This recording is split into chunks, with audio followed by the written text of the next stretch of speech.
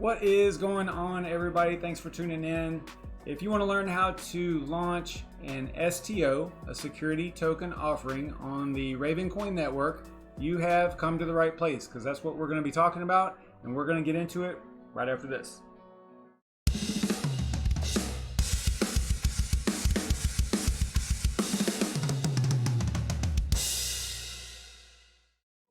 What is going on, everybody? Thanks for tuning in. What's up, Bitcoin Jake? Serpent, what's up, man? What's up, Chancoin? Thanks for tuning in. I appreciate it a bunch. Kind of flailing around here. Trying to get things organized and ready to stream. It's always a little bit of a challenge for me. So we'll get through it, though. That's what this is all about. So I'm going to, like last night, I think I did, we did conceal wallet update, I think. You could tell the way my brain works, or it doesn't work, I don't know. So I want to get back onto Ravencoin because we did a whole scenario. Serpent helped me out with this scenario. We did the Subaru USA, the unique asset. We did all that stuff, and we kind of went through. We were trying to apply restricted assets and tags, which is a new feature, and other things, among other things, which is a new feature on the Ravencoin network that is basically used for security token offerings. And we were kind of trying to apply it to a little different scenario, and it got kind of weird and hairy and stuff. So, it worked, but it was a little bit confusing. So what I wanted to do was go back to the beginning and just start at the very beginning and pretend we're going to develop our own STO and pretend like we are launching it on the Ravencoin network. And I think that that's going to be kind of neat to walk through it and actually communicate with you guys on, we'll go all the way from what we're going to name it, what we're going to call it, how many tokens are going to be issued, how it's going to work, whether or not it's going to be, what type of STO it's going to be, and what the function is going to be, and all that stuff. So I think it'll be pretty cool. Definitely not going to get done in just half an hour. I talked to Brandon Coin yesterday. I don't know if his internet is going to be fixed today, but we're going to try to get out of here at 10 so that we can switch over to Brandon Coin. This is going to be a multi-night stream, or a multi-night topic, because it's just going to take that long. We're going to hopefully set some stuff up tonight to hopefully get a little bit across as to what's needed, right? Like the information that we're missing. Let's take a look at it. Let's get into it a little bit here. So what is Ravencoin in general? It is basically if you're not familiar, if you've been watching my channel for a while, you probably pretty much know what Ravencoin is. But it is a platform for creating and managing tokenized assets, both digital and real world, to include security token offerings. So let's look at what STOs are and how Ravencoin supports them by being a compliant platform. That's what we're going to look at in this stream here. But I did want to play, I don't know if this is going to work or not. Let me play this video for the people that are uninitiated and are not totally familiar with what Ravencoin is. Let me go ahead and play this. I think I'm going to be able to get you sound. Let me know in the chat if the sound is going to be good here.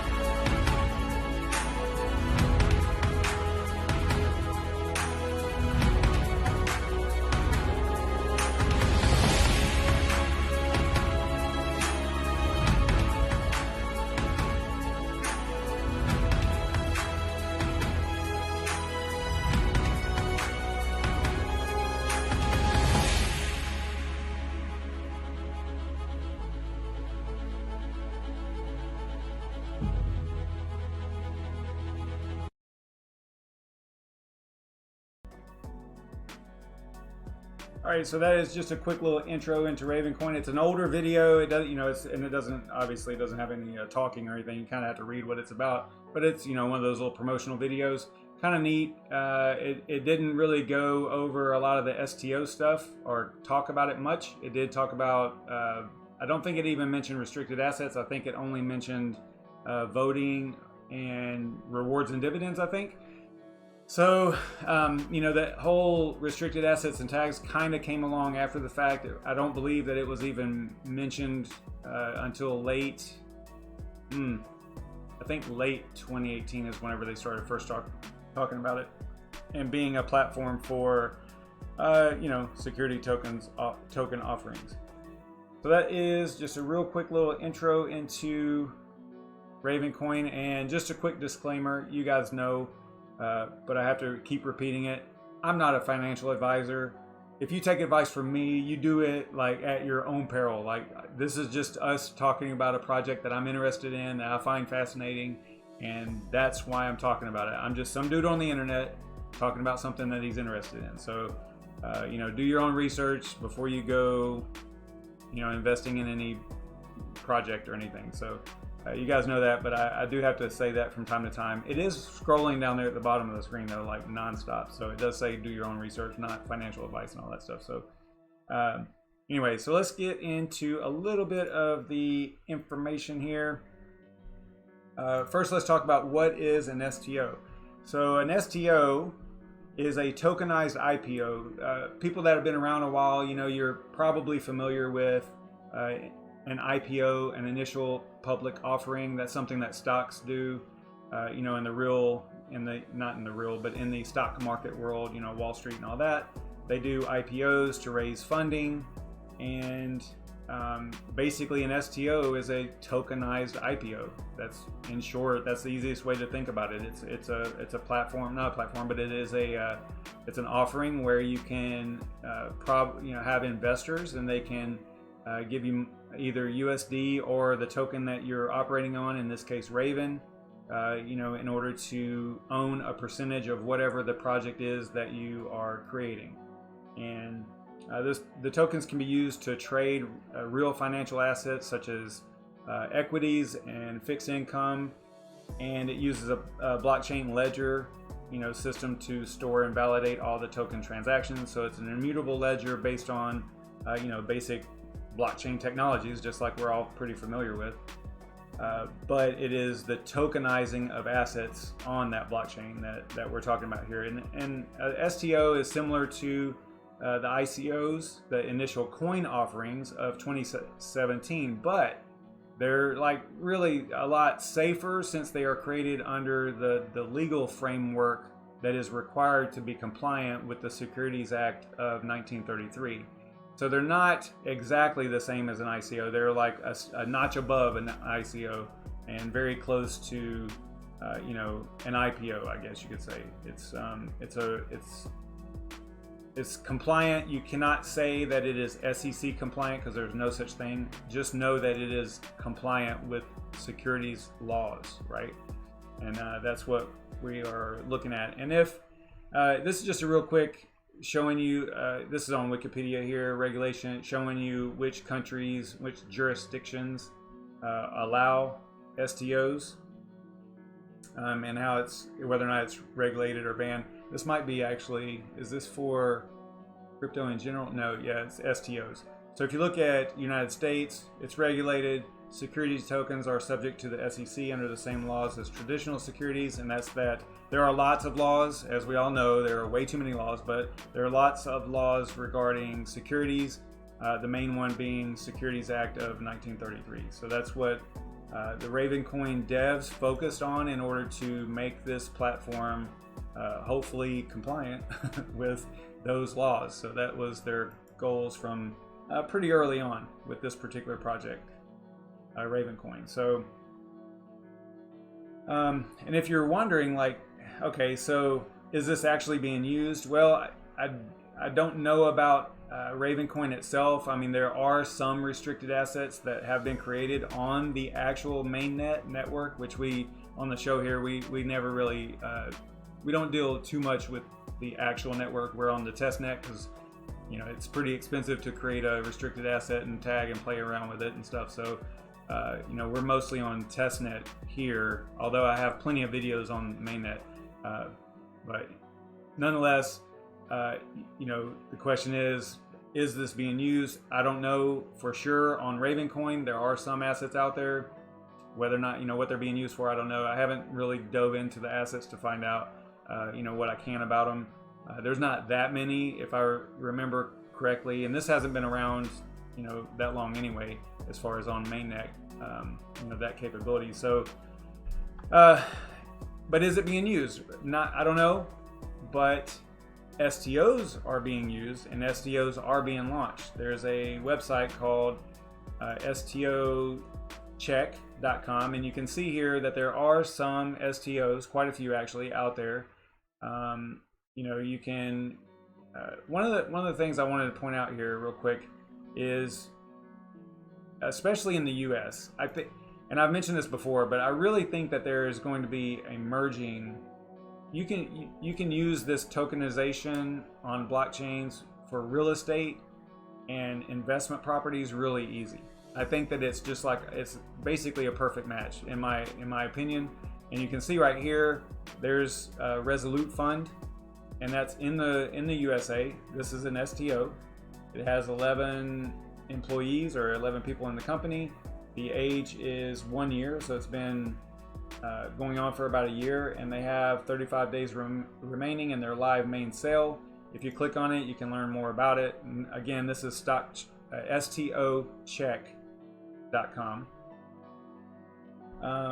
You can read all about what it is, but it's basically, an investment project for real estate. It says here, what problem is Resolute.fund solving? And we saw that a lot in 2017 with the ICOs, and actually early 2018 as well, where there were a lot of projects, and there's plenty of memes out there and stuff about it, where it's like, what problem are you solving? Or are you trying to solve a problem that doesn't even exist, right? And there's plenty of memes. If you just Google them, I don't know how you would find it, but there's plenty of memes out there making fun of, projects that are solving a problem that either doesn't exist or, making up a problem, whatever. So that's one of the first questions you should ask yourself about a project that you might be interested in, is what problem are you solving? What actual problem are you solving? So it talks about that right here. What problem is Resolute.fund solving? It offers investors the opportunity, and again, I'm not showing this, I just picked this one because it had to do with real estate and it was an STO. I don't know anything about it. I literally just clicked on it right before the stream. I was just browsing through here and I saw this one, so that's the only reason. That's it.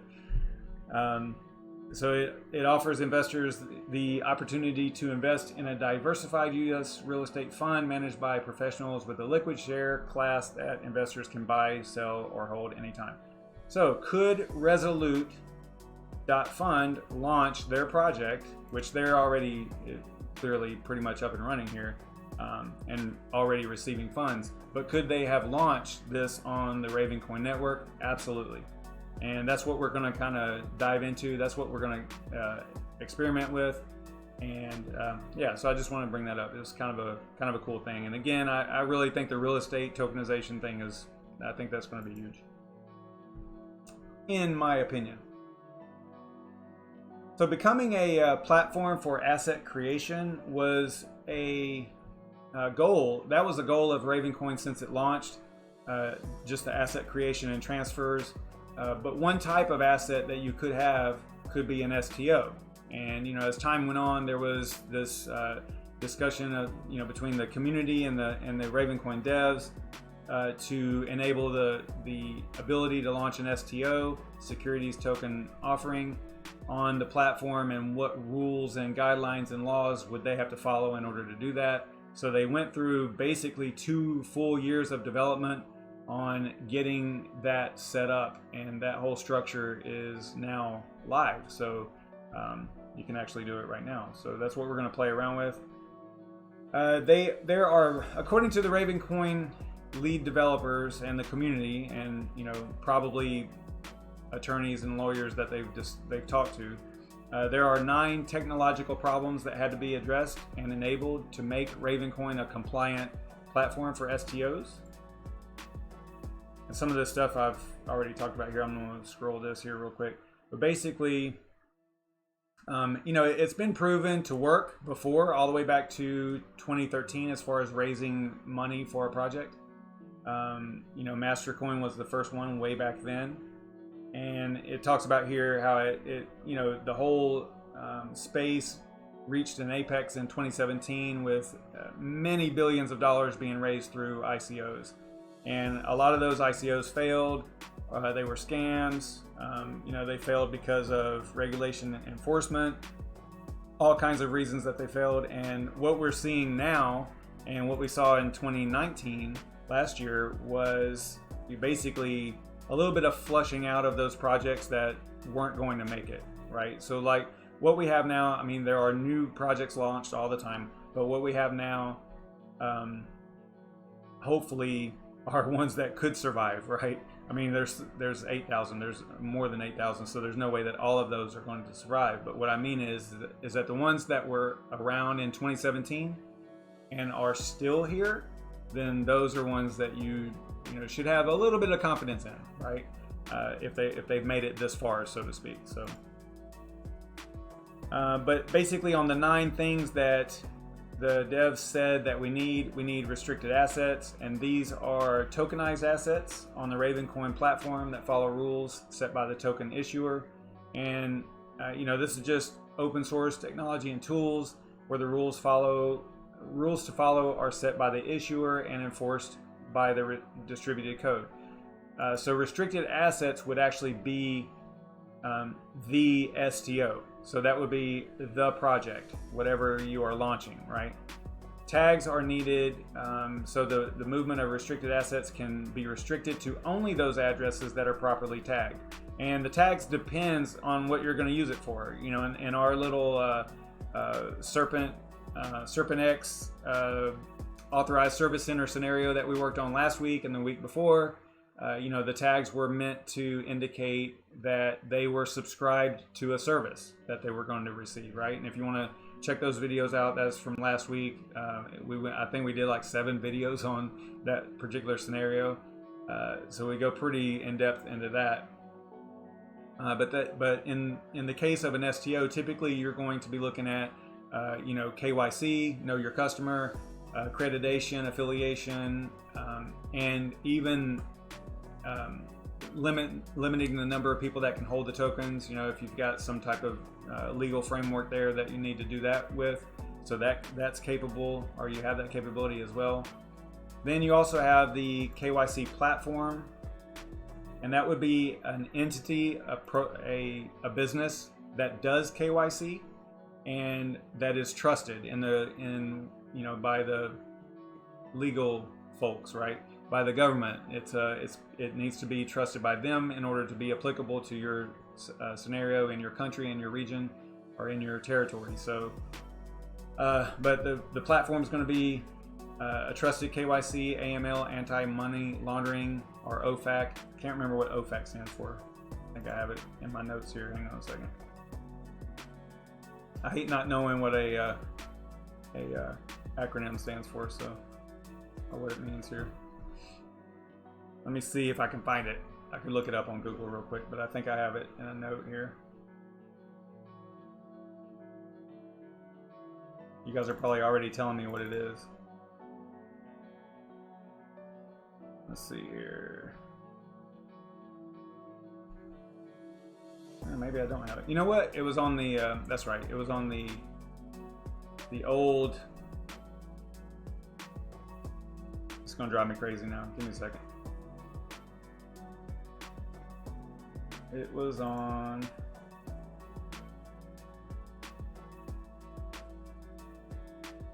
All right, so OFAC is Office of Foreign Assets Control, and they administer and enforce economic and trade sanctions. So depending on your scenario, you might actually have to have OFAC, and this is just a way of them tagging. I had the wrong camera on. That's good. So anyway, it's just a way of tagging an address to say that they have either done KYC, that it is has been verified AML, you know, whatever the entity is, right? So that's what we're going to be looking at as well. Let me check the chat, see if y'all are yelling at me about anything.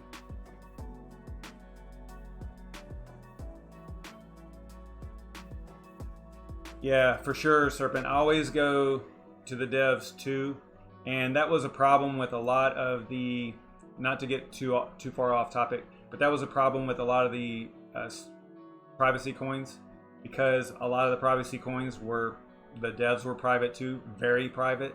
Oftentimes you don't even know who they were, no identities or anything, and that can be a little bit scary from an investment standpoint if you don't know who is actually behind the project. And there are plenty of examples of where people got burned. So it's actually a good thing to see. And I noticed this pretty quickly with Conceal, for example. I know I always talk about Conceal, but they a swap is the same way. But they basically are not exactly out there as far as their identities or anything, but you can communicate with them on social media, and they do make themselves available. Some of them, like, it's funny because the closer you go to the dev part of it, the coding part of it, normally the more private they are for numerous reasons, because you know they have a lot of work to do, but they're also the coder themselves. But the closer you get to the social media, the more open that person is. So like if you have a team, and then the one that does the social media management is usually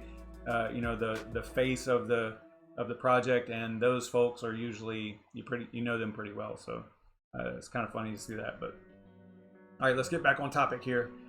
You also needed the ability to freeze assets, and that sounds crazy, right? Because you're thinking, well, wait a minute, that kind of goes against all of the reasons to have blockchain and crypto in the first place, right? Cryptocurrency. But if you're going to be compliant with all of the laws that are out there, and even more laws, like we saw, you know, not all territories require KYC, you know, but if your territory does, then you want to make your platform, in this case Ravencoin, you want to make it able to operate in any environment, any territory. So freezing is something that can be done, and you can do that by asset or address.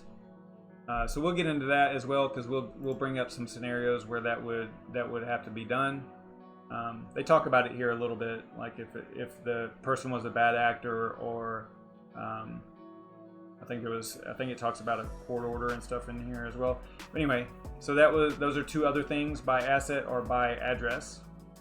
And then another thing that they needed to come up with was Memos, and that allows any transfer, freeze, or tag to have additional immutable metadata identifying the reason. So what that means is, let's say that you're the recipient of a restricted asset, you're investing in an STO, and you've received some, and then you do something really bad, you break some laws or whatever, right? And they get court ordered, they being the STO, gets court ordered to freeze your funds. This is just a horrible, off the top of my head, example. So they freeze your assets. Well, you might not know that why your assets are frozen, right? Give you an example. Like, let's say that the bank, for whatever reason, they think that you're doing something wrong, and they freeze your account. Well, you have to call them, right? Or you have to, you know, maybe you might be able to figure it out on the app, if your bank has an app.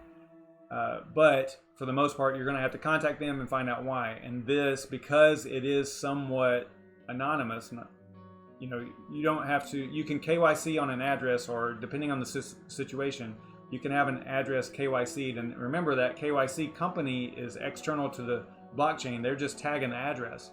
So that KYC company is who holds your identity and your documents. But so everything on the blockchain is still pseudo-anonymous, right? So the memo, what they could do is, if, let's say that there was a court order or some type of legal document that indicates why the funds were frozen, why those assets were frozen, then they could attach a copy of it, you know, PDF or whatever, to the token that is, or to the restricted asset. So you do it in the wallet, you would freeze it, and then throw a metadata on there of the IPFS hash of the file that indicates why it was done. So just imagine opening up your wallet, you know, and everything being frozen. You can't send and receive. So if you want to find out why, I suppose you would go. I don't know how it'll work. It'll probably be a memo and a message. There'll be a couple of things that can be done, because you can see on here there's also messaging as well. So it'll be a memo included with messaging, I would assume. You know, a message that says, hey, you know, this is why your account was or your assets were frozen. Here's the document. Here's the legal document. And then that would point off to the IPFS, the Interplanetary File System document that shows why it was done. I don't know. That's probably the way it's going to work. I haven't gone through this scenario completely. I think that's going to be the fun part of this, is just you know, getting through it and understanding all these different features. Because the last scenario that we did, we kind of really stuck with restricted assets and tags and unique assets, main assets, and qualifiers, right? Those were the things that we went over. In this one, in this scenario, I want to get through all the freezing. So it's going to be actually like launching an STO in real life, right? So that's what I want to get into. I want to go through all the different capabilities. Hopefully they're all, I'm pretty sure that all of these are already enabled. Everything's good. Just have to learn how to use them. So that's going to be the fun part. And you also have dividends and payments. This allows the payment of profits, royalty stream.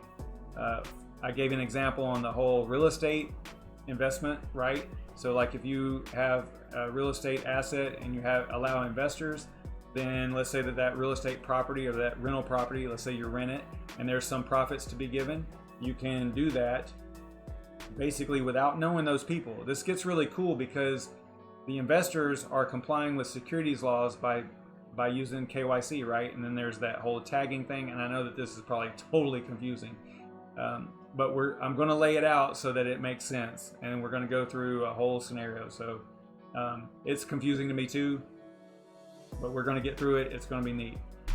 So let's just keep that in mind. We are going to get through this.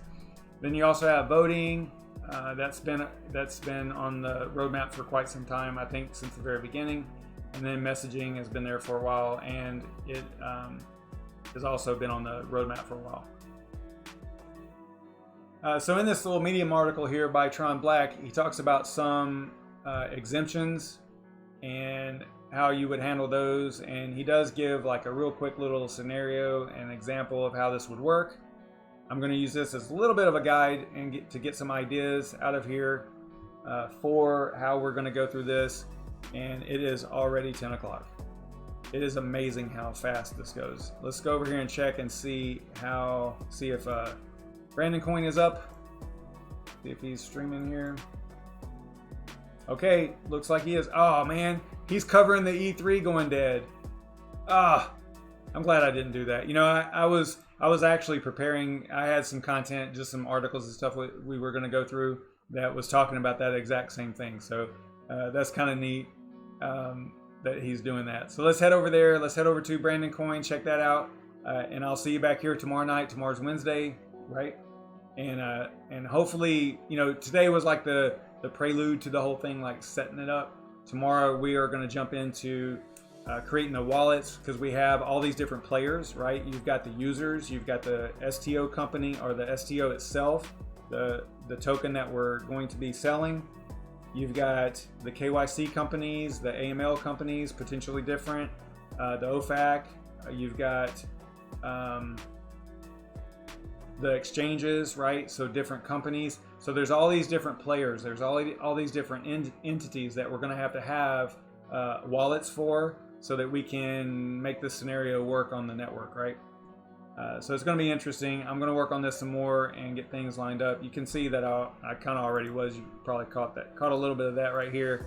I was working on, you know, getting things set up so that we can have some graphics and display what we are actually going to be looking at doing here. So, yep, I had it all set up. I just went a little long with the talking like I normally do. Sorry about that. But anyway, let's head over to Ravencoin and see what he is doing over there. Let me throw his address over here. So head over there to Brandon Coin, do a Savage raid, let him know that you came from over here, and I will see you guys tomorrow night. Stay savage, everybody.